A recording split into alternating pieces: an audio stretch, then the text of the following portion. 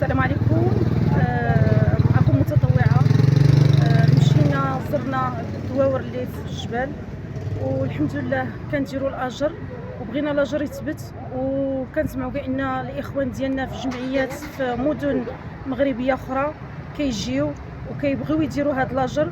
بغيت غير يعني نداء لهم يديروا بالهم من الناس اللي كيتعرضوا في الطريق وكيبدا كيقول لك لا اجر وهنا واحد الدوار محتاج ولا هذا.